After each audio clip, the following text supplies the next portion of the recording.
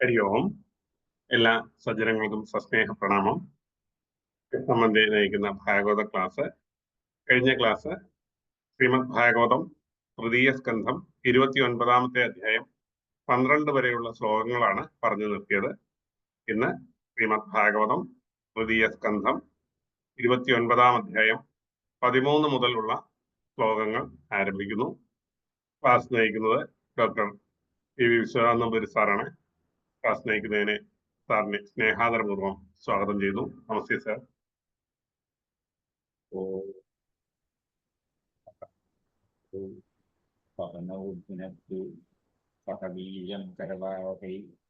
തേജസ്വിനാവധീതമസ്തി മാ വിദ്വിഷാവഹൈ. ഓം ശാന്തി ശാന്തി ശാന്തി.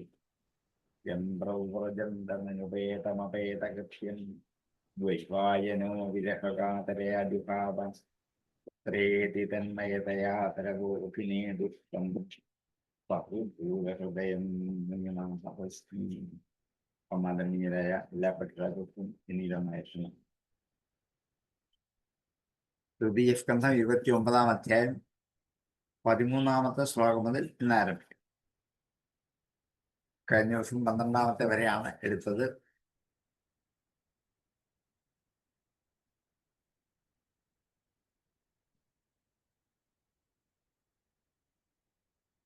പാലോക്യഫാഷ്ടിഫാമിപ്യ പാരുപ്യൈകത്വമഭ്യുതാം ദീയമാനം ന ഗൃഹ്ണന്തി വിനാ മത്സേവനം ജനാഹം.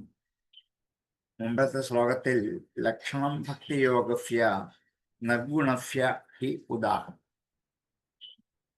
നിർഗുണമായ ഭക്തിയോഗത്തിന്റെ ലക്ഷണത്തെയാണ് ഉദാഹരിച്ചത് എന്ന് പറഞ്ഞുകൊണ്ട് കപിലൻ അമ്മയ്ക്ക് ഭക്തിയോഗത്തിന് ബഹുവിധമായ മാർഗങ്ങളുണ്ട് എന്ന് പറഞ്ഞിട്ടാണ് അതിൽ ആദ്യത്തേതായ നിർഗുണ ഭക്തിയെക്കുറിച്ച് ഉപദേശിച്ചു കൊടുത്തത്. അതാണ് നിർഗുണസ്യ ഭക്തിയോഗസ്യ ലക്ഷണം ഹി ഉദാഹൃതം. അതാണ് പറയപ്പെട്ടത്. അതിന്റെ സ്വഭാവം എന്തെന്ന് ചോദിച്ചാൽ അഹേതുകി അവ്യവഹിത യാ ഭക്തി പുരുഷോത്തമി.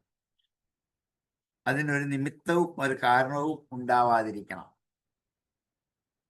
എന്ന് പറഞ്ഞിട്ട് മോക്ഷം ആഗ്രഹിക്കുന്നത് പോലും ഭക്തിയുടെ ഭാവം അല്ല. എനിക്ക് മോക്ഷം കിട്ടണം എന്ന് ആഗ്രഹിച്ചു കൊണ്ടാണ് ഇതൊക്കെ ചെയ്യുന്നതെങ്കിൽ അത് സഗുണഭക്തിയിലേക്ക് തിരിയുള്ളൂ, നിർഗുണഭക്തി ആവില്ല. അതുകൊണ്ടാണ് അഹൈതുകി എന്ന് പറഞ്ഞത്. ഒരു കാരണം ഉണ്ടാവില്ല. ഭൗതികമായ കാരണം മാത്രമല്ല, മോക്ഷം എന്നുള്ളൊരു കാരണം കൂടി ഉണ്ടാവരുത്. അങ്ങനെയാണെങ്കിൽ മോക്ഷത്തിന്റെ സ്വരൂപത്തെ കുറിച്ചൊന്ന് പറയുകയാണ് ഈ ശ്ലോകത്തിൽ. 5 തരത്തിൽ മോക്ഷമുണ്ട്. ഫാലോക്യ, ഫാർഷ്ടി, ഫാമീപ്യ, ഫാരൂപ്യ, ഏകത്വം അപി ഉദ. ഫാലോക്യം, ഫാർഷ്ടി, ഫാമീപ്യം, ഫാരൂപ്യം, ഏകത്വം എന്ന് 5 വിധത്തിലുള്ള ഒരു തരം മുക്തിയും ആഗ്രഹിക്കാത്തതിന്റെ പേരാണ് അഹൈതുകി എന്ന് പറയാൻ കാരണം. മുക്തി ആഗ്രഹിക്കുന്നില്ല എന്നല്ല, 5 വിധ മുക്തികളെയും ആഗ്രഹിക്കാതിരിക്കുക. ഒന്ന് ഫാലോക്യമാണ്. ഫാലോക്യം എന്ന് പറഞ്ഞാൽ ഭഗവാൻ വസിക്കുന്ന ലോകത്തിൽ ഉള്ള വാസം. വൈകുണ്ഠ ലോകത്തിൽ എവിടെങ്കിലും താമസിക്കാൻ ഒരു അവസരം കിട്ടിയാൽ വൈകുണ്ഠത്തിൽ വസിക്കുന്ന, അതാണ് ഫാലോക്യ മുക്തി എന്ന് പറയുന്ന അതാണ്. അത് മുക്തിയുടെ ഒരു ഭേദമാണ്. പിന്നെ ഒന്നുള്ളത് ഫാർഷ്ട്യമുക്തി എന്നാണ്. ഫാർഷ്ട്യം എന്ന വാക്കിന്റെ അർത്ഥം അതുപോലെ എന്നാണ്. ഭഗവാനെ പോലെ തന്നെ ഐശ്വര്യം പ്രാപിച്ച് ഇരിക്കാൻ.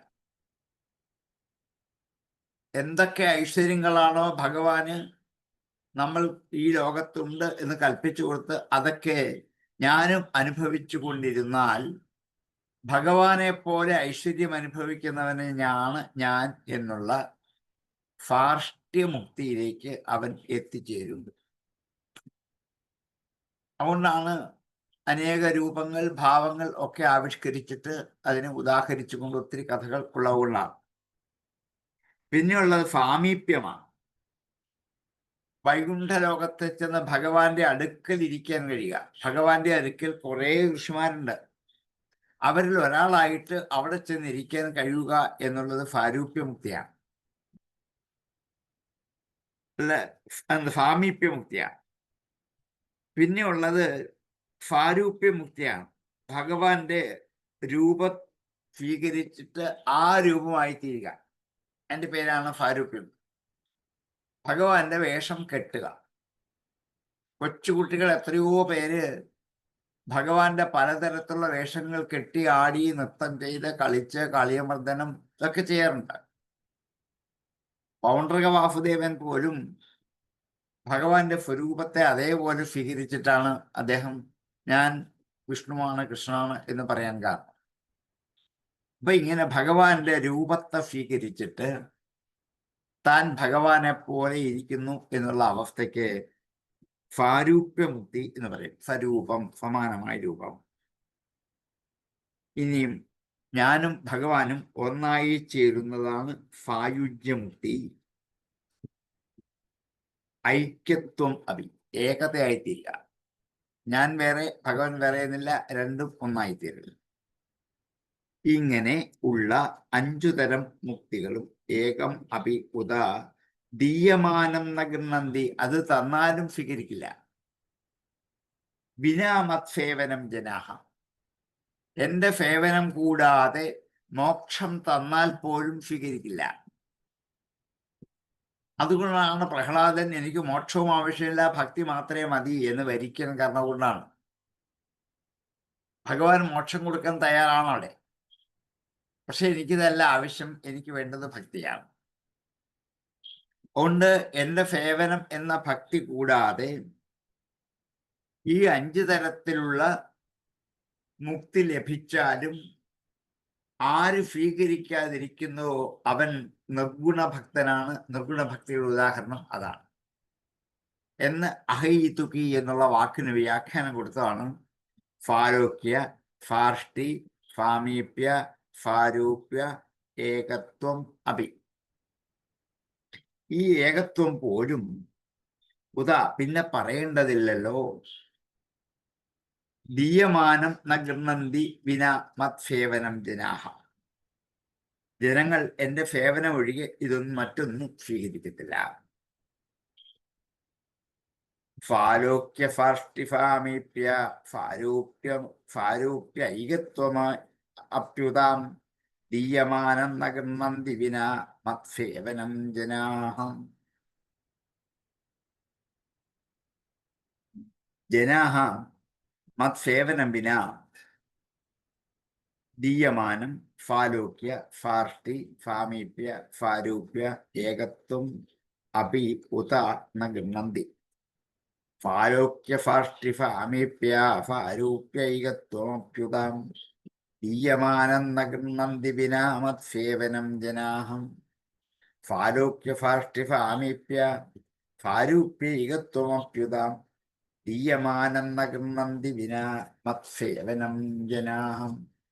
സേവ ഭക്തിയോഗാഖ്യ ആത്യന്തിക ഉദാഹൃതാം ഏന അതിവ്രജ്യ ത്രിഗുണം മദ്ഭാവായോപപദ്യത്തെ. സേവ ഭക്തിയോഗാഖ്യ, ഇപ്പോൾ പറഞ്ഞതാണ് ഭക്തിയോഗം എന്ന് പേരുള്ളത്. ആത്യന്തിക ഉദാഹൃത, അതാണ് മോക്ഷസാധനങ്ങളിൽ വെച്ച് ആത്യന്തികമായത് ഈ ഭക്തിയാണെന്ന് ഉദാഹരിക്കപ്പെട്ടു. ഏന യാതൊന്നുകൊണ്ട് അതിവ്രജ്യ ത്രിഗുണം, ത്രിഗുണങ്ങളെ അതിക്രമിച്ചിട്ട് മദ്ഭാവായ ഉപപദ്യത്തെ, എൻ്റെ ഭാവത്തിനായിട്ട് ഉപപദ്യത്തെ ചേരുന്നു എന്നർത്ഥം. അപ്പൊ സൈവ ഭക്തിയോഗാഖ്യ ആത്യന്തിക ഉദാഹൃത, ഇത് തന്നെയാണ് ഭക്തിയോഗം എന്നു പേരുള്ള ആത്യന്തികമായ മോക്ഷസാധനം എന്ന് ഇവിടെ ഉദാഹരിക്കപ്പെട്ടിരിക്കുന്നു. ഭാഗവതം പറയുന്നത് മോക്ഷത്തെക്കാൾ മുകളിലാണ് ഭക്തി. നമ്മൾ വരിക്കേണ്ടത് ഭക്തിയാണ്, മോക്ഷമല്ല. ഭക്തി കൊണ്ട് മോക്ഷത്തിലേക്ക് പൊക്കോളും. മോക്ഷത്തിന് വേണ്ടി യാചിക്കേണ്ട, വരിക്കേണ്ട, അപേക്ഷിക്കേണ്ട ഒന്നും വേണ്ട. ഭക്തിയാണ് വേണ്ടത്. ആ ഭക്തി സ്വീകരിച്ചു കഴിഞ്ഞാൽ അതൊരു വഴിയാണ്. ആ വഴിയെ കൂടി മോക്ഷത്തിൽ അങ്ങ് എത്തിച്ചേർന്നു. ഭഗവാനിലേക്ക് സാരൂപ്യം പ്രാപിച്ചു, അല്ലെങ്കിൽ സായുജ്യം പ്രാപിച്ചു. അതുകൊണ്ട് ഈ ആത്യന്തികമായ ഭക്തി ആയ സാധനകൾ ഏറ്റവും ഉത്കൃഷ്ടം ആ ഭക്തിയോഗം തന്നെയാണ്. ആ ഭക്തിയോഗം അനുഷ്ഠിച്ചാലേ ഗുണങ്ങളെ അതിക്രമിക്കാൻ പറ്റൂ, ത്രിഗുണങ്ങളെയും അതിക്രമിക്കാൻ പറ്റൂ. അതുകൊണ്ടാണ് നിർഗുണഭക്തി എന്ന് പറഞ്ഞത്. അത് എന്നോട് ചേർന്ന് സായുജ്യം അനുഭവിക്കാൻ ഒരാളെ യോഗ്യനാക്കി തീർക്കുന്നു. ഇതാണ് നിർഗുണഭക്തി എന്ന ഭക്തിയോഗത്തിന്റെ ലക്ഷണം. ഫയേവ ഭക്തിയോഗാഖ്യ ആത്യന്തിക ഉദാഹൃതാം ഏനാദിവ്രജ്യ ത്രിഗുണം മദ്ഭാവായോപപദ്യതേ. ഭക്തിയോഗാഖ്യ ഫയേവ ആത്യന്തിക ഉദാഹൃത ഏന ത്രിഗുണമതിവ്രജ്യ മദ്ഭാവായ ഉപപദ്യത്തെ. ഫയേവ ഭക്തിയോഗാഖ്യ ആത്യന്തിക ഉദാഹൃതാം ഏനാദിവ്രജ്യ ത്രിഗുണം മദ്ഭാവായോപപദ്യത്തെ. നിഷേവിതേന നിമിത്തേന സ്വധർമ്മേണ മഹീയസാം ക്രിയായോഗേന ശസ്തേന നാദിഹിംസ്രേണ നിത്യശാം മദ്ധിഷ്ണ്യദർശനസ്പർശാം പൂജാസ്തുത്യഭിവാദനൈ ഭൂതേഷു മദ്ഭാവനയാ സത്വേന സംഗമേന ചാം. ഇനി അത് ആറ് ശ്ലോകത്തിൽ ഒന്നിച്ച് ആശയം പറഞ്ഞു പോകാനുള്ളതാണ്. നമുക്ക് ഈ 2 ശ്ലോകം ഇത് നോക്കിപ്പോ അല്ലെല്ലാം നമുക്ക് ഒന്നിച്ച് കിട്ടില്ല. നിഷേവിതേന അനിമിത്തേന. അനിമിത്തേന നിഷേവിതേന. നിമിത്തം കാരണമാണ്. അനിമിത്തേന നിമിത്തങ്ങളൊന്നുമില്ലാതെ, കാരണങ്ങളൊന്നുമില്ലാതെ ഒരേ വിധത്തിലുള്ള സങ്കല്പങ്ങൾ എന്ന കാരണങ്ങൾ മനസ്സിൽ പ്രവേശിക്കാതെ നിഷേവിതേന സേവിക്കപ്പെടുന്ന, അനിമിത്തേന നിഷേവിതേന സങ്കല്പമെന്ന കാരണം അല്പം പോലും സ്പർശിക്കാത്ത, എന്നാൽ സേവിക്കാൻ പറ്റുന്ന, സ്വധർമ്മേണ മഹീയസ സ്വധർമ്മം കൊണ്ട് ഏറ്റവും ശ്ലാഘ്യമായ മഹീയസായ ക്രിയായോഗേന. ഇനിയും പറയുന്ന ക്രിയായോഗത്തെക്കുറിച്ചാണ്. അത് ആ ക്രിയായോഗം എങ്ങനെയുള്ളതാണ്? ശസ്തേന. ശസ്തം ശ്രേഷ്ഠം. ശസ്തേന ക്രിയായോഗേന ശ്രേഷ്ഠമായ ക്രിയായോഗം കൊണ്ട്, ഉത്കൃഷ്ടമായ ക്രിയായോഗം കൊണ്ട്, ശസ്തേന ക്രിയായോഗേന ന അതിഹിംസ്രേണ അതിഹിംസയില്ലാത്തതായ, അത്യധികമായ ഹിംസകൾ പ്രയോഗിക്കാത്തതായ ക്രിയായോഗം.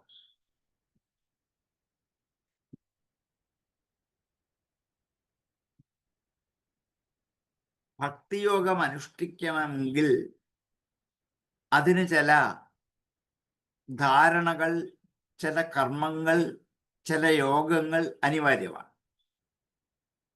അപ്പോൾ ഒരു ക്രിയായോഗം കൊണ്ടാണ് ഭക്തിയിലേക്ക് എത്തേണ്ടത്. ഭക്തി ഉണ്ടാകണമെങ്കിൽ ഒരു രൂപം വേണ്ടേ? സ്വരൂപം വേണമല്ലോ, അല്ലാണ്ട് എങ്ങനെയാ ഭക്തി ഉണ്ടാകുക? എനിക്ക് കൃഷ്ണനോട് ഭക്തി ഉണ്ടാകണമെങ്കിൽ കൃഷ്ണ വിഗ്രഹം മുമ്പിൽ കൊണ്ടുവയ്ക്കണം, അതിൽ മാല ചാർത്തണം, അതിൽ പൂക്കൾ അർപ്പിക്കണം, നിവേദ്യം കൊടുക്കണം, വിളക്ക് വേണം, ദീപാരാധന, ഇതൊക്കെ ഉണ്ടെങ്കിലേ പറ്റൂ. ഇതൊക്കെ ക്രിയായോഗത്തിന്റെ ഭാഗമാണ്.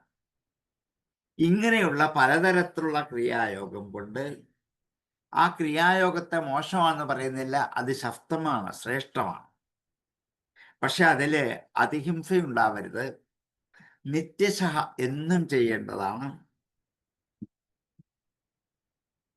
അതിന് ഒരു സങ്കല്പത്തോട് കൂടാതെ സേവിക്കപ്പെടുന്ന, അവരവരുടെ സ്വധർമ്മം കൊണ്ട് ശ്രേഷ്ഠമായ അത്യന്തമായ ഹിംസയില്ലാത്തതുമായ ക്രിയായോഗം കൊണ്ട് മത് ധിഷ്ണ്യ ദർശന സ്പർശ പൂജ സ്തുതി അഭിവന്ദനൈ മദ്ധിഷ്ണ്യ ദർശന സ്പർശ പൂജാ സ്തുതി അഭിവന്ദനൈ മത് ധിഷ്ണ്യം എൻ്റെ പ്രതിമകൾ, എൻ്റെ പ്രതിരൂപങ്ങൾ. മത് ധിഷ്ണ്യം കുടിച്ചേരുമ്പോൾ മദ്ധിഷ്ണ്യം, എൻ്റെ പ്രതിമകൾ, എൻ്റെ സ്വരൂപങ്ങൾ കാണുക, ദർശനം, അതിനെ സ്പർശിക്കുക, അതിനെ പൂജിക്കുക, അതിനെ സ്തുതിക്കുക, അതിനെ വന്ദിക്കുക, അഭിവന്ദനങ്ങൾ. എൻ്റെ ധിഷ്ണ്യങ്ങളോട്, എൻ്റെ പ്രതിമകളോട്, വിഗ്രഹങ്ങളോട്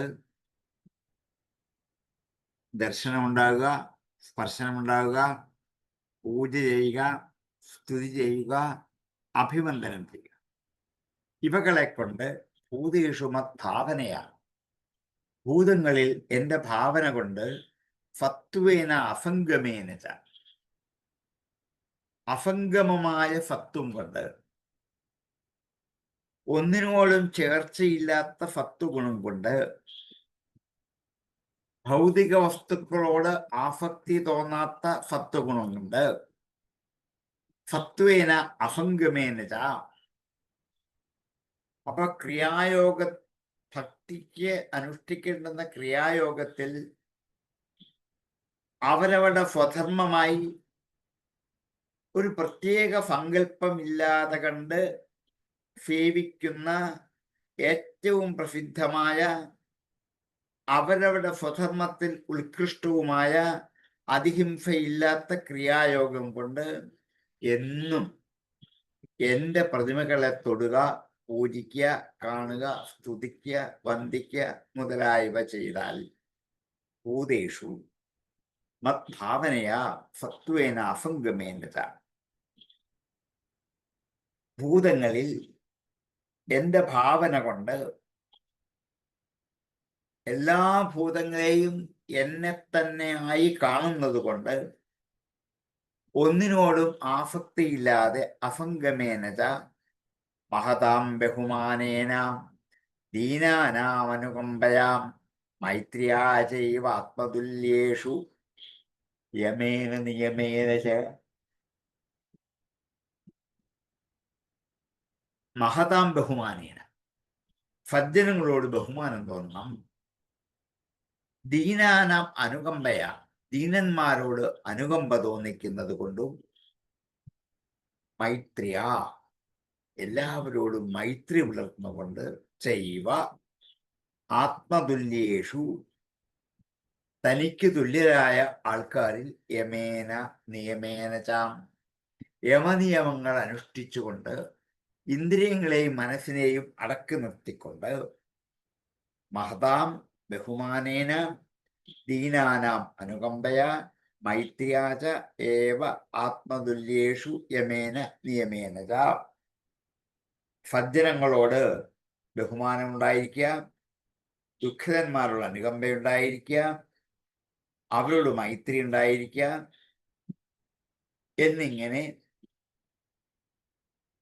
തന്നെ പോലെയുള്ള, തനിക്ക് ചേരുന്ന യമനിയമങ്ങളിലൂടെ ആധ്യാത്മികാനുശ്രവണാൻ നാമസങ്കീർത്തനാക്ഷമേൻ ആർജവേന ആര്യഭംഗേന നിരഹംക്രിയാ തഥാ.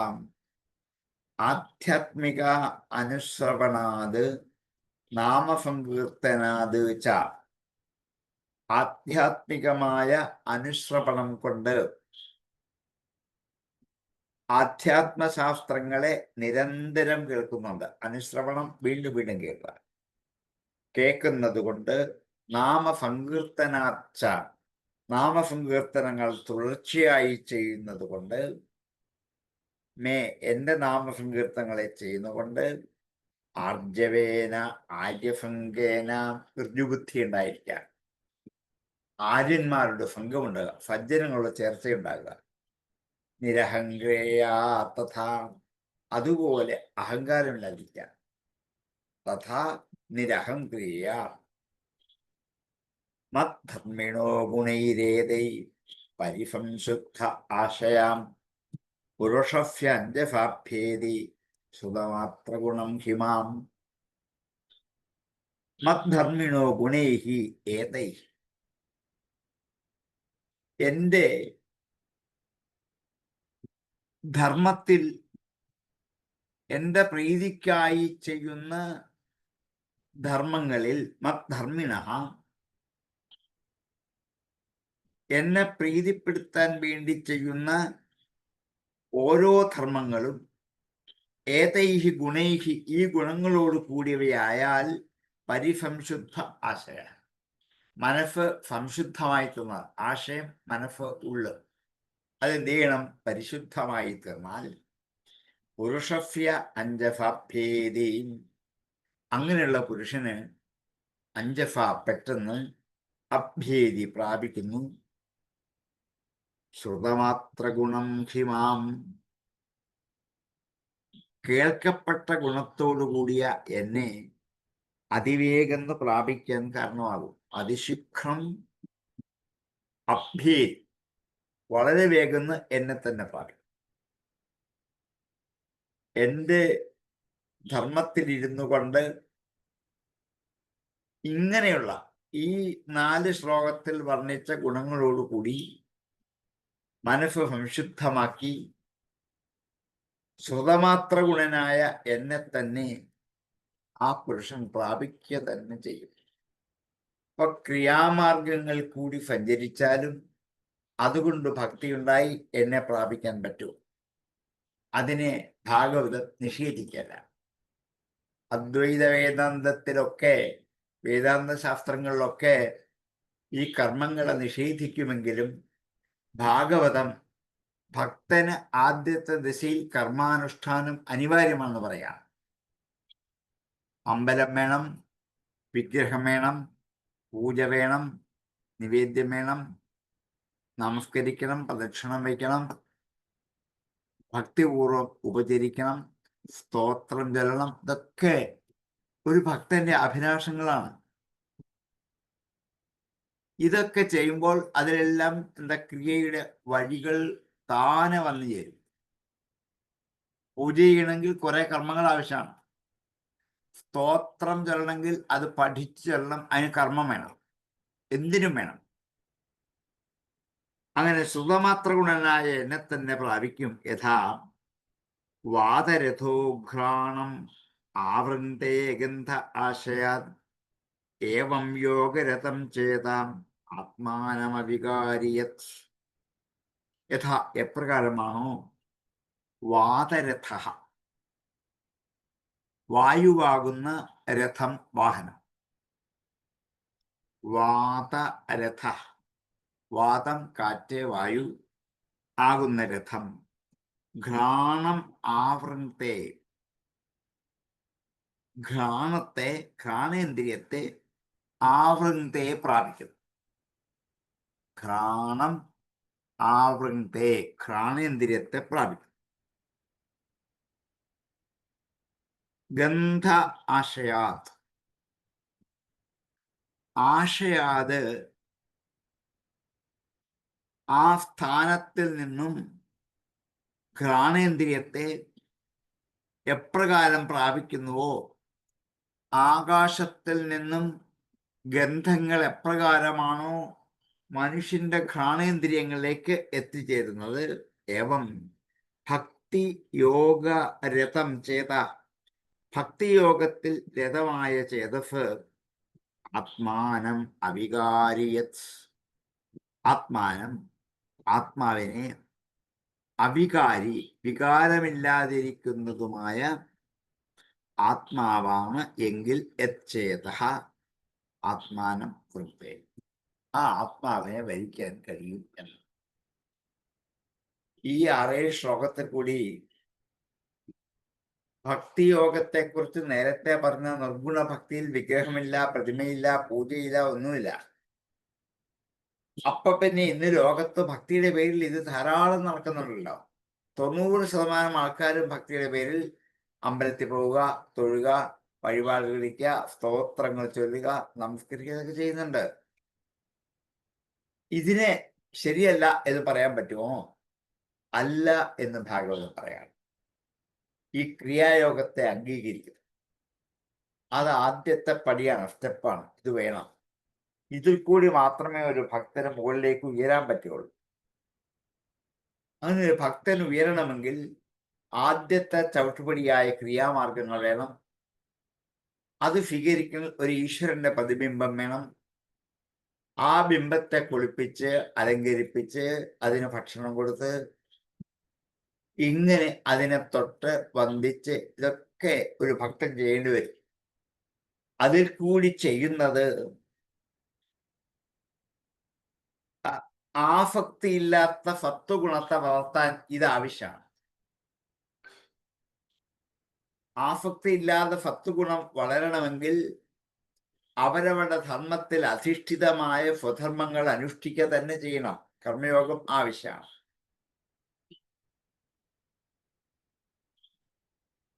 അങ്ങനെയുള്ള കർമ്മയോഗം അനുഷ്ഠിക്കുന്ന ഒരാൾ നല്ല സജ്ജനങ്ങളെ ബഹുമാനിക്കണം, ദുഃഖിതന്മാരുടെ അനുകമ്പ തോന്നിക്കണം, അവരോട് മൈത്രി ഉണ്ടാകണം, സൗഹൃദം ഉണ്ടാകണം.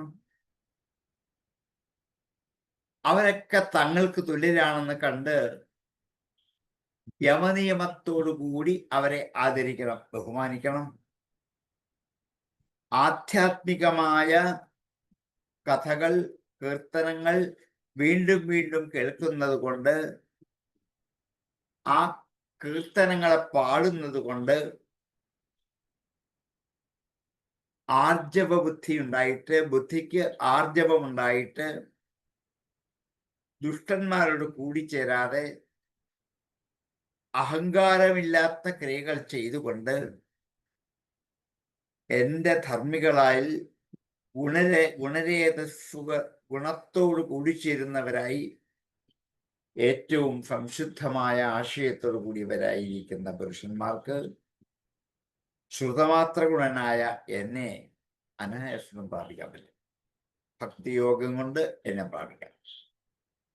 എങ്ങനെയാണ് തെളിയിച്ച് കാണിച്ചാൽ അത് എപ്രകാരമാണ്?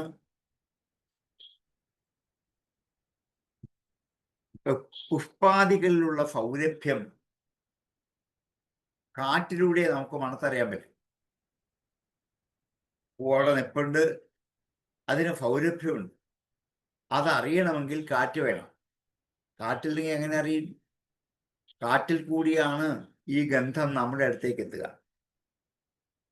യഥാ വാധരതോ ഘ്രാണം ആവൃന്തേ ഗന്ധ ആശയാത്. ആശയത്തിൽ നിന്നും ഗന്ധത്തെ സ്വീകരിക്കുന്നു. അതേപോലെ യോഗരതമായ ചേതസ്, അവികാരിയായ ചേതസ് ആത്മാനം ആവൃന്തേ, തന്നെ തന്നെ ആവരണം ചെയ്യുന്നു എന്നാണ്.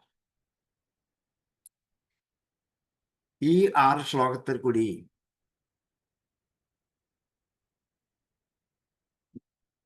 ഭക്തി യോഗം അനുഷ്ഠിക്കാനുള്ള സാധനങ്ങളെ കുറിച്ച് പറയാം. ഏതെങ്കിലും ചെയ്തെങ്കിലല്ലേ ഭക്തിയോഗം ഉണ്ടാക്കാൻ പറ്റൂ. അവരവരുടെ വർണ്ണാശ്രമങ്ങളിൽ ഇരുന്നു കൊണ്ട് അതിന് യോഗ്യമായ കർമ്മങ്ങളാണ് ചെയ്യേണ്ടത്. അതിനൊരു ഫലം ആഗ്രഹിക്കരുത്. ഞാനിപ്പോൾ ബ്രഹ്മചര്യം എന്ന ആശ്രമത്തിലാണ് ഇരിക്കുന്നതെങ്കിൽ, ബ്രാഹ്മണം എന്ന വർണ്ണത്തിലാണ് ഇരിക്കുന്നതെങ്കിൽ, ഇത് രണ്ടുകൊണ്ടും എനിക്കൊരു കാര്യസിദ്ധി വേണം എന്ന് ആഗ്രഹിക്കാതിരിക്കുക. അഹൈതുകി, കാരണം ഇല്ലാതിരിക്കുക.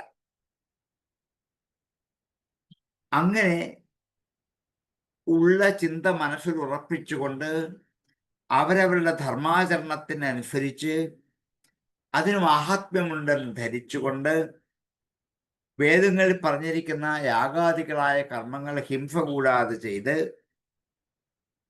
എൻ്റെ പ്രതിമകളെ കാണുകയോ സ്പർശിക്കുകയോ പൂജിക്കുകയോ സ്തുതിക്കുകയോ നമസ്കരിക്കുകയോ ഒക്കെ ചെയ്താൽ ഞാൻ എല്ലാ ഭൂതങ്ങളിലും ഒരുപോലെ വസിക്കുന്നവനാണെന്ന് തിരിച്ചറിയുകയും ചെയ്താൽ ഒന്നിനും ആസക്തി കൂടാതെ മഹാന്മാരെ ബഹുമാനിച്ചുകൊണ്ട് പാവങ്ങളോട് കാരുണ്യം കാണിച്ചുകൊണ്ട് സ്വധർമ്മത്തിൽ നിന്നും തെറ്റാതെ യമനിയമങ്ങൾ അനുഷ്ഠിച്ചുകൊണ്ട് പരമാത്മ ചൈതന്യത്തെ വെളിപ്പെടുത്തുന്ന ശാസ്ത്രങ്ങൾ എന്നും കേട്ടുകൊണ്ട് എൻ്റെ ഗുണങ്ങളെ കീർത്തിക്കുന്ന കീർത്തനങ്ങൾ പാടിക്കൊണ്ട് ഈ യോഗങ്ങൾ അനുഷ്ഠിക്കുകയാണെങ്കിൽ അഭിമാനം ഉപേക്ഷിച്ചുകൊണ്ട് ഈ യോഗത്തെ അനുഷ്ഠിച്ചാൽ ഇപ്രകാരമുള്ള ഗുണങ്ങളെ അഭിവൃദ്ധിപ്പെടുത്തിക്കൊണ്ട് എൻ്റെ പ്രസാദം മാത്രം ആഗ്രഹിച്ചുകൊണ്ട് കർമ്മങ്ങൾ ചെയ്യുന്ന പുരുഷന്റെ മനസ്സ് പരിശുദ്ധമാകും. ഗുണഗണങ്ങൾ കേൾക്കുമ്പോൾ തന്നെ അത് ലക്ഷ്യത്തിലേക്ക് എത്താട്ടെ. ഇപ്പൊ പുഷ്പത്തിലുള്ള സൗരഭ്യം വായുവിൽ കൂടി മാത്രമേ മൂക്കിലേക്ക് എത്താൻ പറ്റൂ. അതേപോലെ ഈ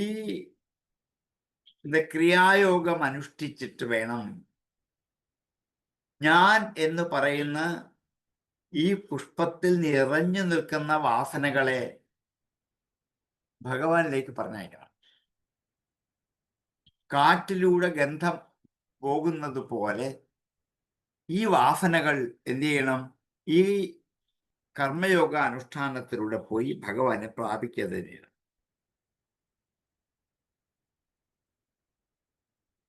പരിശുദ്ധമായ യോഗം അനുഷ്ഠിച്ച് ചാഞ്ചല്യങ്ങളില്ലാത്ത മനസ്സുറപ്പിച്ചുകൊണ്ട് ആത്മസ്വരൂപനായ എന്നോട് ചേരാൻ സാധിക്കും. അപ്പൊ ഇവിടെയും സഗുണഭക്തി സ്വീകരിച്ചാലും ക്രിയായോഗ ഭക്തി സ്വീകരിച്ചാലും ആത്യന്തികമായ ലക്ഷ്യത്തേക്ക് നമ്മെ എത്തിക്കാനുള്ള ഉപകരണങ്ങളാണ് ഇവകൾ എന്ന് ധരിച്ചുകൊണ്ട് ഇന്ന് അനുഷ്ഠിക്കുന്നത് പോലെയുള്ള പൂജകൾ, സ്തുതികൾ, കീർത്തനങ്ങൾ, നമസ്കാരങ്ങൾ, വഴിപാടുകൾ, പുഷ്പാഞ്ജലികൾ ഒക്കെ നിങ്ങൾ നടത്തിക്കൊള്ളൂ. ഇതിനൊന്നും ഭാഗവതം എതിരല്ല. നടത്തിയേ പറ്റൂ നിർബന്ധമില്ല. നടത്തേണ്ടവർക്ക് ആ വഴി തന്നെ സഞ്ചരിച്ചു പോകാം. സഞ്ചരിച്ചു പോയാൽ അതൊരു വഴിയാണ്. ആ വഴി കൂടി ലക്ഷ്യത്തിലേക്ക് എത്താൻ പറ്റും എന്ന് ഈ ക്രിയായോഗത്തിന്റെ മഹാത്മ്യത്തെ 6-7 ശ്ലോകങ്ങളായി വിസ്തരിച്ച് ഉപസംഹരിക്കുകയാണ് ഇതുവരെ എത്തിയത്. നിഷീപിതേന നിമിത്തേന സ്വധർമ്മേണ മഹീയസാം ക്രിയായോഗേന ശസ്തേന നാദിഹിംസ്രേണ നിത്യശാം മധ്യിഷ്ണദർശനസ്പർശാം പൂജാസ്തുത്യഭിവന്ദനൈ ഭൂതേഷു മദ്ഭാവനയാ സത്വേന സംഗമേന ചാം മഹതാം ബഹുമാനേന ദീനാനാമനുകമ്പയാം മൈത്ര്യാജൈവാത്മതുല്യേഷു യമേന നിയമേന ചാം ആധ്യാത്മികാനുശ്രവണാം നാമ സങ്കീർത്തനാച്ച മേ ആർജവേനാര്യഭംഗേന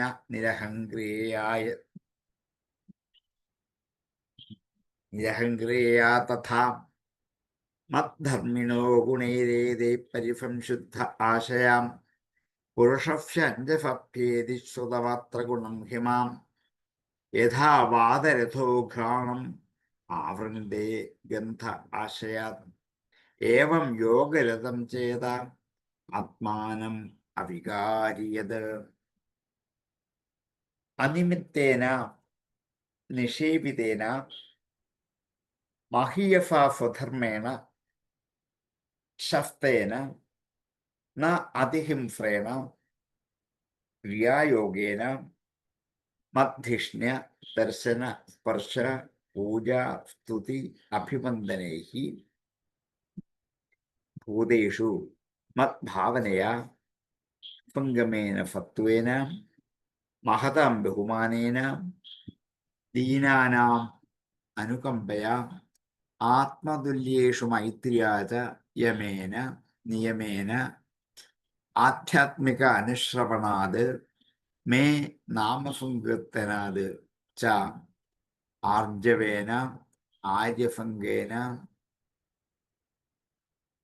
നിരഹംക്രിയ മദ്ധർമ്മിണഃ പുരുഷസ്യ ഏതൈ ഗുണൈഃ പരിസംശുദ്ധഃ ആശയഃ മാം അഞ്ജസ അഭ്യേ വാതരഥഃ ഗന്ധഃ ആശയാത് ഘ്രാണം യഥാ ആവൃന്തേ ഏവം യോഗരതം അവികാരി യത് ചേതഃ ആത്മാനം ആവൃന്തേ നിഷേവിതേന നിമിത്തേന സ്വധർമ്മേണ മഹീയസാ ക്രിയായോഗേന ശസ്തേന നാദിഹിംസ്രേണ നിത്യശാം മദ്ധിഷ്ണദർശനസ്പർശപൂജാസ്തുത്യഭിവന്ദനൈ ഭൂതേഷു മദ്ഭാവനയാ സത്വേനാസംഗമേന ച മഹതം ബഹുമാനേന ദീനാനാമനുകമ്പയാ മൈത്യാ ചൈവാത്മതുല്യേഷു യമേന നിയമേന ച ആധ്യാത്മിക അനുശ്രവണാനാമ സങ്കീർത്തനാച്ച മേ ആർജവേനാര്യഭംഗേന നിരഹംക്രിയയാ തഥാ മദ്ധർമ്മിണോ ഗുണൈരേതൈ പരിസംശുദ്ധാശയാ പുരുഷസ്യ അഞ്ജസാപ്യേതി ശ്രുതമാത്രഗുണം ഹിമാം യഥാ വാതരഥോ ഘ്രാണം ആവൃന്തേ ഗന്ധ ആശയാത് ഏവം യോഗരതം ചേത ആത്മാനമവികാരിയത് ഹം സർവേഷു ഭൂതേഷു ഭൂതാത്മാവസ്ഥിതഃ സദാ തമവജ്ഞായ മാം മത്യ കുരുതേ അച്ചാവിഡംബനം. ഹം സർവേഷു ഭൂതേഷു, ഞാൻ എല്ലാ ഭൂതങ്ങളിലും ഭൂത ആത്മാവസ്ഥിതം സദാ, ഞാൻ എല്ലാ ഭൂതങ്ങളിലും സദാ അവസ്ഥിത, എല്ലായ്പ്പോഴും സ്ഥിതി ചെയ്യുന്നവനാണ്. ഭൂതാത്മാ, ഭൂതങ്ങളിലെ ആത്മാവായിരിക്കുന്ന ഞാൻ, എല്ലാ ഭൂതജാലങ്ങളിലെയും പഞ്ചഭൂതങ്ങളിലെയും ആത്മസ്ഥിതനായിരിക്കുന്ന ഞാൻ എല്ലാ ഭൂതങ്ങളിലും എപ്പോഴും സ്ഥിതി ചെയ്യുന്നവനാണ്. അങ്ങനെയുള്ള എന്നെ തം മാം അവജ്ഞായ, തം അവജ്ഞായ മാം, തം മാം അവജ്ഞായ, അങ്ങനെയുള്ള എന്നെ അവഗണിച്ചുകൊണ്ട് മർത്യഃ മനുഷ്യൻ കുരുതേ ചെയ്യുന്നു അർച്ചാവിഡംബനം. അർച്ചനയെന്ന പൂജിക്കുന്നുവെന്ന വിഡംബനം നാട്യം, പൂജിക്കുന്നുവെന്ന് നടിക്കുക മാത്രമല്ലാതെ എൻ്റെ സ്വരൂപത്തെ അറിയുന്നില്ല. ഒരു നടൻ ദുഷ്യന്തന്റെ വേഷം കെട്ടി രംഗത്ത് വന്ന് ആടി തിരിച്ചു പോയാൽ അതൊരു അഭിനയമാണ്, അതൊരു വിഡംബനമാണ്, അല്ലാതെ യഥാർത്ഥമായ ദുഷ്യന്തന്റെ സ്വരൂപത്തെ അയാൾക്ക് അറിയില്ല. അയാൾ തൽക്കാലം അനുകരണ രൂപത്തിൽ അത് കാണിച്ചിട്ട് അയാൾ തിരിച്ചു പോകും. അയാൾ ഒരിക്കലും ദുഷ്യന്തനാവില്ല. ഈ 2 മണിക്കൂർ സമയം ഞാൻ ദുഷ്യന്തനാണെന്ന് നമ്മുടെ മുമ്പിൽ അഭിനയിച്ച് കാണിച്ചത് മാത്രമേ ഉള്ളൂ. അയാൾ ദുഷ്യന്തനാവാൻ പറ്റില്ല. ഇതുപോലെയാണ് എല്ലാ ഭൂതങ്ങളിലും നിറഞ്ഞു നിൽക്കുന്ന എന്നെ അങ്ങനെ അറിയാതെ ഓരോ പ്രതിമകളിലും എന്നെ പൂജിച്ചു കൊണ്ടിരുന്നാൽ ഞാൻ എല്ലാ ഭൂതങ്ങളിലും എപ്പോഴും ഉറച്ചു നിൽക്കുന്നവനാണ്. അങ്ങനെ എന്നെ അറിയാതെ മനുഷ്യൻ ഇന്ന് എന്നെ പൂജിച്ചുകൊണ്ടിരിക്കുകയാണ്. വിഗ്രഹങ്ങൾ കാണുമ്പോൾ, അതിൽ പൂജിക്കുമ്പോൾ, നമസ്കരിക്കുമ്പോൾ, സ്തുതിക്കുമ്പോൾ, കീർത്തനം വരുമ്പോൾ, ഈ ഏതു സമയത്തും ഞാൻ ഈ വിഗ്രഹത്തിൽ മാത്രമുള്ളവനാണെന്ന് തെറ്റിദ്ധരിക്കും. അതാണ് ഈ വിഗ്രഹത്തിൽ മാത്രമല്ല, ഈ ലോകത്തിലുള്ള സമസ്ത ജീവജാലങ്ങളിലും ഞാനുണ്ട് എന്നൊരു തിരിച്ചറിവാണ് വേണ്ടത്. അഹം സർവേഷു ഭൂതേഷു ഭൂതാത്മാ അവസ്ഥിത സദാ തം അവജ്ഞായ മാം മർത്യ കുരുതേ അർച്ചാവിഡംബനം. അതറിയാതെ പൂജിക്കുക എന്നൊരു നാട്യമാണ് എന്നോട് ജനങ്ങൾ കാണിക്കുന്നത്. അപ്പം ഈ വിഗ്രഹ പൂജകൾ കൊണ്ട് സംഭവിക്കുന്ന ഒരു ന്യൂനത, ഈ വിഗ്രഹത്തിൽ മാത്രമേ ഈശ്വരനുള്ളൂ എന്ന് തെറ്റിദ്ധരിക്കപ്പെടും. ഈ വിഗ്രഹത്തിൽ മാത്രമല്ല, ഞാൻ എല്ലാവരും നിറഞ്ഞു നിൽക്കുന്നവനാണ്. ആ ഭാവന അങ്ങ് മാറിയിട്ട് ഇതിൽ മാത്രമാണ് എന്ന് ധരിക്കപ്പെടും. അഹം സർവേഷു ഭൂതേഷു ഭൂതാത്മാവസ്ഥിതഫദാം തമവജ്ഞായ മാം മർത്യ കുരുതേ അർച്ചാവിഡംബനം. ഭൂതാത്മാ അഹം സർവേഷു ഭൂതേഷു സദാ അവസ്ഥിതഃ തം മാം അവജ്ഞായ മർത്യഃ അർച്ചാവിഡംബനം കുരുതേ. അഹം സർവേഷു ഭൂതേഷു ഭൂതാത്മാവസ്ഥിതഃ സദാ തമവജ്ഞായ മാം മർത്യ കുരുതേ അർച്ചാവിഡംബനം. അഹം സർവേഷു ഭൂതേഷു ഭൂതാത്മാവസ്ഥിതഃ സദാ തമവജ്ഞായ മാം മർത്യ കുരുതേ അർച്ചാവിഡംബനം. യോ മാം സർവേഷു ഭൂതേഷു സന്തം ആത്മാനമീശ്വരം ഹിത്വാർച്ചം ഭജതേ മൗഢ്യാത് ഭസ്മന്യേവ ജുഹോതി ഫാം. ആരാണോ യോ മാം എന്നെ സർവേഷു ഭൂതേഷു എല്ലാ ഭൂതങ്ങളിലും സന്തം ഉള്ളവൻ, സന്തം ഇരിക്കുന്നവനായി, ആത്മാനം ഈശ്വരം തൻ്റെ ആത്മാവായിട്ടും തൻ്റെ ഈശ്വരനായിട്ടും, ഈശ്വരനത്തിൽ ഈശനം ചെയ്യുന്നവൻ, പ്രേരിപ്പിക്കുന്നവൻ, രക്ഷിക്കുന്നവൻ എന്നൊക്കെയാണ് അർത്ഥം. അപ്പൊ എല്ലാ ഭൂതങ്ങളിലും ആത്മാവായിട്ട് ഈശ്വരനായിട്ട് എല്ലാ ഭൂതങ്ങളിലും വസിക്കുന്ന എന്നെ ഹിത്വാ ഉപേക്ഷിച്ചിട്ട്, ഹിത്വാ അർച്ചം ഭജതേ എന്നെ ഉപേക്ഷിച്ചിട്ട് അർച്ചനയെ തന്നെ ഭജിക്കുന്നു. പൂജാകാര്യങ്ങൾ മാത്രമേ ഉള്ളൂ ശ്രദ്ധ, എന്നിലില്ല. ഇതാണ് ക്രിയായോഗത്തിന്റെ ഒരു വലിയ വൈഷമ്യം. അതിമനോഹരമായ പുഷ്പങ്ങൾ കൊണ്ട് ദേവനെ ആരാധിക്കുമ്പോൾ ഈ പൂവിലാണ് ശ്രദ്ധ, എന്നിലല്ല. സ്വാദിഷ്ടമായ നിവേദ്യങ്ങൾ ഉണ്ടാക്കി ഭഗവാന്റെ മുമ്പിൽ കൊണ്ടുവച്ച് നിവേദിക്കുമ്പോൾ ആ പൂജകന്റെ ശ്രദ്ധ നിവേദ്യത്തിലാണ്, എന്നിലല്ല. ഇങ്ങനെ ഒട്ടനവധി ഉദാഹരണം പറയാം. ആ ഉദാഹരണങ്ങളിൽ കൂടി എല്ലാവരും അർച്ചം ഭജതേ എന്തുകൊണ്ട്? മൗഢ്യാത് മൂഢത കൊണ്ട്. ഏതുപോലെയാണ്? ഭസ്മനി ഏവ ജുഹോതി ഫാം, ഭസ്മത്തിൽ ഹോമിക്കുന്നത് പോലെയാണ്. ഹോമിക്കേണ്ട എവിടെയാണ്? അഗ്നിയിൽ, തീയിലാണ്. ചാരത്തിലല്ല ഹോമിക്കുന്നത്. ഭസ്മം ഒരു ചാരമാണ്. ചാരത്തിൽ ഹോമിക്കുന്നത് പോലെയാണ്. അത് വ്യർത്ഥമായി ഭവിക്കുകയുള്ളൂ അവന്റെ പ്രവൃത്തി. എന്റെ സർവാത്മഭാവത്തെ അറിയാതെ പൂജിക്കുന്നത് വ്യർത്ഥമാണ് എന്ന് സാരം. അതുകൊണ്ടാണ് പല പൂജകളിലും ലക്ഷ്യത്തിലേക്ക് എത്താൻ ആവാതെ വരുന്നത്. അഥവാ എത്തുന്നെങ്കിൽ ലക്ഷ്യം മനസ്സിലാക്കിയിട്ട് തന്നെയാണ്. അതുകൊണ്ടാണ്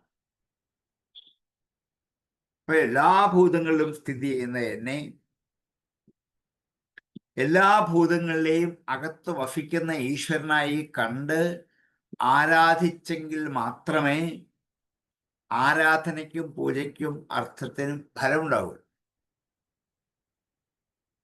അങ്ങനെയുള്ള എന്നെ ഉപേക്ഷിക്കാൻ, ഞാൻ എല്ലായിടത്തും വിളങ്ങി നിൽക്കുന്നവനാണെന്നുള്ള ഭാവന ഉപേക്ഷിച്ചിട്ട് ഞാൻ ഈ വിഗ്രഹത്തിൽ മാത്രമേ ഉള്ളൂ എന്ന് സങ്കല്പിച്ച് ഇവിടെ പൂജ ചെയ്തുകൊണ്ടിരിക്കുന്നത് മൗഢ്യത കൊണ്ടാണ്. ഏതുപോലെ? ഭസ്മത്തിൽ ഹോമിക്കുന്നത് പോലെ, ചാരത്തിൽ ഹോമിക്കുന്നത് പോലെ വ്യർത്ഥമായ കർമ്മമാണ്. ഭക്തിയോഗത്തെ അല്ലെങ്കിൽ ക്രിയായോഗത്തെ ഇവിടെ ഉപേക്ഷിക്കുകയല്ല ചെയ്യുക, അതിനെ ഭക്തിയോട് അടുപ്പിക്കുകയാണ് ഋഷികവി ചെയ്യുക. ക്രിയായോഗം അനുഷ്ഠിച്ചോളൂ, കുഴപ്പമില്ല, പക്ഷെ അതിൽ കൂടി നിങ്ങൾ ലക്ഷ്യത്തിലേക്ക് വേണം എത്താൻ. ഇങ്ങനെ നമ്മെ എത്തിക്കലാണ് ഇതിന്റെ പ്രധാനപ്പെട്ട കർത്തവ്യം. യോ മാം സർവേഷു ഭൂതേഷു സന്തം ആത്മാനമീശ്വരം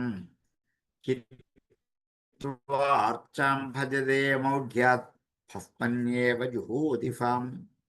സർവേഷു ഭൂതേഷു ആത്മാനം ഈശ്വരം സ്വന്തം മാ ഹിത്വാ അർച്ചാം യഹ ഭജതേ സഹ മൗഢ്യാത് ഭസ്മനി ഏവ ജുഹോതി.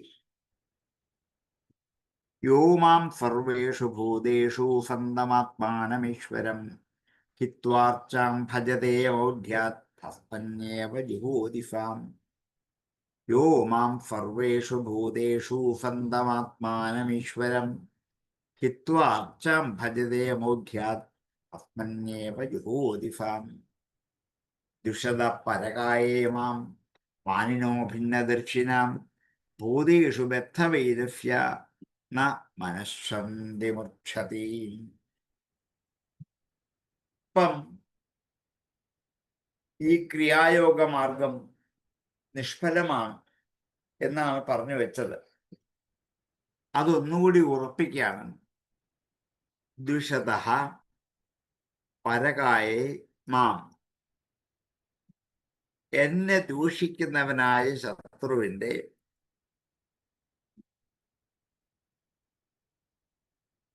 പരകായെ മറ്റൊരു ശരീരത്തിൽ മാം എന്നെ മാനിനഹ അഭിമാനികളായ ആൾക്കാർ ഭിന്നദർശിന ഭിന്നമായി കാണുന്നവരാണ്, പലതായി കാണുന്നവരാണ്. ഈശ്വരനായ എന്നെ പൂജിക്കുന്നതിന്റെ ഫലം അനുഭവിച്ചറിയാൻ പറ്റണം, ആത്മാനന്ദം അനുഭവിച്ചറിയാൻ പറ്റണം. അതുകൊണ്ടുള്ള ഒരു ശാശ്വത ശാന്തിയാണ് എനിക്ക് വേണ്ടത്. ആ ശാന്തി ഉള്ളിലുണ്ടാവണം. എന്നെ അറിയാതെ ഓരോ ഭൂതങ്ങളെയും വിഗ്രഹങ്ങളെയും വേറിട്ട് കണ്ട് പൂജിക്കുന്നത് കൊണ്ട് അവരുടെ ശരീരത്തെ പോഷിപ്പിക്കാൻ ഓരോ പ്രാണികളും മറ്റുള്ളവരെ ദ്രോഹിക്കുക തന്നെ ചെയ്യും. അവരുടെ പ്രയോഗിക്കുന്ന ആ ദ്രോഹം, ആ ദ്വേഷം എന്നിൽ ഒരു പൂജയായി തന്നെ വരണം. എങ്ങനെ? എല്ലായിടത്തും ഞാനാണെന്ന ഭാവന ഉറപ്പിച്ചുകൊണ്ട് എന്നിൽ ആരൊക്കെയാണോ പൂജിക്കുന്നത്, അർച്ചിക്കുന്നത്, അവർക്ക് എന്നിൽ നിന്നും അതിൻ്റെ പൂർണ്ണമായ ഫലം സ്വീകരിക്കുക തന്നെ ചെയ്യാം. ദുഷത പരകായെ മാം മനസ്സിനോ ഭിന്നദർശന ഭൂതേഷു ബദ്ധവൈരസ്യ ന മനഃശാന്തമോക്ഷം. ബദ്ധവൈരസ്യ, ബദ്ധമായ വൈരം ഉറപ്പിച്ചുകൊണ്ടിരിക്കുന്ന ഒരാൾക്ക്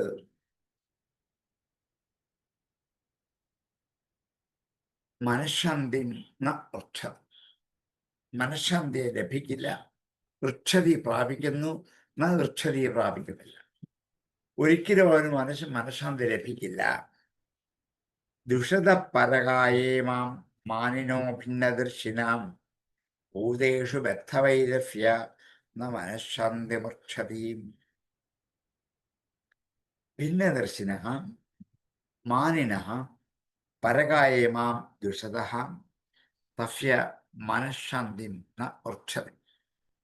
ദുഷത പരകായേ മാം മാനിനോ ഭിന്നദർശിനാം ഭൂതേഷു ബദ്ധവൈരസ്യ ന മനഃശാന്തി മുർച്ഛതി. അഹമുച്ചാവചർദ്രവ്യൈഃ ത്രയോത്പന്നയാനഖേ നൈവ തുഷ്യർച്ചിതോച്ചായാം ഭൂതഗ്രാമാവമാനിനാം. അഹം ഞാൻ, ഉച്ചാവചൈഹി ദ്രവ്യൈ വൈവിധ്യമാർന്ന ദ്രവ്യങ്ങൾ കൊണ്ട്, ഉച്ചാവചങ്ങൾ വിവിധങ്ങളായ വൈവിധ്യമായ ദ്രവ്യൈഹി ദ്രവ്യങ്ങൾ കൊണ്ട്, ക്രിയയാ ഉത്പന്നയ അനഖെ, അനഖ എന്ന സംബോധനയാണ്. പാപമില്ലാത്തവളെ, ഹേ അനഘേ, ഉച്ചാവചങ്ങളായ നാനാതരത്തിലുള്ള ദ്രവ്യങ്ങളെ കൊണ്ട് ഉച്ചാവചൈഹി ദ്രവ്യൈഹി ഉത്പന്നയാ ഉണ്ടാക്കുന്ന ക്രിയ കൊണ്ട് അർച്ചായാം അർച്ചിത അഹം, അർച്ചിക്കുന്ന ബിംബങ്ങളിൽ അർച്ചിച്ചു കൊണ്ടിരിക്കുന്ന ഞാൻ, ഭൂതഗ്രാമ അവമാനിന, ഭൂതഗ്രാമത്തെ, ഭൂതസമൂഹത്തെ, ഗ്രാമം കൂട്ടം സമൂഹം, അതിനെ അവമാനിക്കുന്ന, അവമാനിന, അതിനെ അവമാനിക്കുന്നവന്റെ നേരെ നതുഷ്യേവ, സന്തോഷിക്കില്ല, നിശ്ചയമാണ്.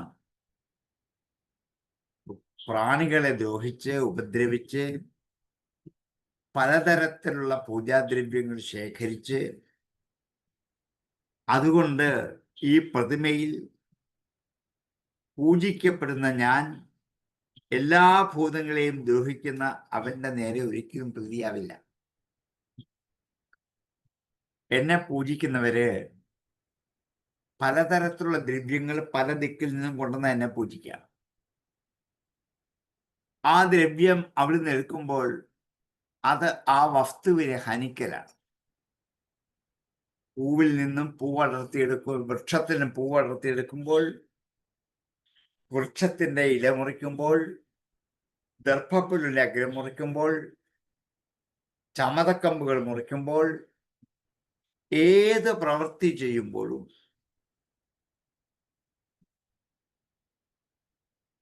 ഉച്ചാവചങ്ങളായ ദ്രവ്യങ്ങൾ, അതാണ് ഈ പറഞ്ഞ ദ്രവ്യങ്ങൾ, അങ്ങനെയുള്ള ദ്രവ്യങ്ങളെ കൊണ്ട് ഉൽപ്പന്നമാകുന്ന സമ്പാദിക്കുന്ന ക്രിയ കൊണ്ട്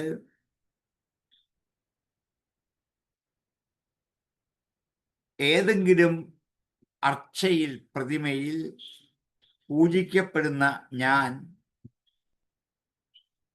എല്ലാ ഭൂതങ്ങളെയും ദ്രോഹിക്കുന്നവന്റെ നേരെ സന്തോഷിക്കില്ല. എത്ര ഭൂതങ്ങളെ ദ്രോഹിച്ചിട്ടാണ് പൂജാദ്രവ്യങ്ങൾ സമ്പാദിച്ചു കൊണ്ടുവെക്കുന്നത്? വണ്ടിന് കുടിക്കാൻ ഉതകുന്ന തേനുള്ള പൂവ് അപ്പോഴേ ശേഖരിച്ച് പറിച്ചുകൊണ്ടിരിക്കുക. ഇങ്ങനെ ഭൂമിയിലുള്ള സമസ്ത ജീവജാലങ്ങളെയും ദ്രോഹിക്കുന്ന ഒരുവന്റെ പൂജയിൽ ഞാൻ സന്തോഷിക്കില്ല, അതെന്നെ സന്തോഷിപ്പിക്കില്ല. അഹമുച്ചാവചദ്രവ്യേക്രയോൽപ്പന്നയാനഘേ നൈവ ദുഷ്യർച്ചിതോർച്ചായാം ഭൂതഗ്രാമാവമാനിനാം. ഹേ അനഘേ, ഉച്ചാവചൈഹി ദ്രവ്യൈഹി ഉത്പന്നയാ ക്രിയയാ അർച്ചായാം അർച്ചിതഃ അഹം ഭൂതഗ്രാമാവമാനിനഃ ന തുഷ്യേത്. അഹമുച്ചാവചദ്രവ്യേക്രയോത്പന്നയാനഘേ നൈവ ദുഷ്യേത് അർച്ചിതോർച്ചായാം ഭൂതഗ്രാമാവമാനിനാം. അർച്ചാദാവർച്ചയേത് താവദീശ്വരം മാം സ്വകർമ്മകൃത് യാവന്ന വേദ സുഹൃതി സർവഭൂതേഷു അവസ്ഥിതം. അർച്ചാദൗ അർച്ചയേത് താവത് ഈശ്വരം മാം സ്വകർമ്മകൃത്.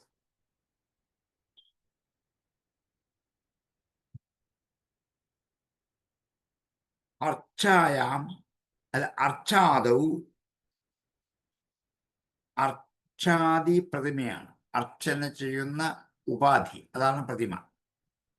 അർച്ചാദൗ പ്രതിമയിൽ അർച്ചയെ അർച്ചിക്കുന്നെങ്കിൽ അത്രയും സമയം ഈശ്വരനെ മാം എന്നെ സ്വകർമ്മകൃത്ത് അവരവർ ചെയ്യുന്ന സ്വകർമ്മം കൊണ്ട് എന്നെ യാവന്ന വേദ യാതൊരു കാലം വരെ അറിയുന്നില്ലയോ സുഹൃതി സ്വന്തം ഹൃദയത്തിൽ സർവഭൂതേഷു അവസ്ഥിത എല്ലാ ഭൂതങ്ങളിലും സ്ഥിതി ചെയ്യുന്നവനാണ് ആയ ഈശ്വരനാണ് ഞാൻ എന്ന് എന്നെ ഹൃദയത്തിൽ ആരാണോ അറിയാത്തത് അറിയുന്നതുവരെ ആ അർച്ചാദികളായ പ്രതിമയിൽ പൂജിക്കണം. നോക്കൂ, ഭക്തിയോഗത്തിന്റെ അംഗമായി പറഞ്ഞിരിക്കുന്ന ഈ പ്രതിമാപൂജ നിന്ദിച്ചതല്ല, സ്വീകരിക്കാനാണ് പറഞ്ഞത്. ഭൂതദ്രോഹാദികളായി നിത്യകർമ്മം ചെയ്ത് ഓരോ പ്രതിമകൾ അർച്ചിച്ച് പൂജകൾ ചെയ്യുന്നതല്ലാതെ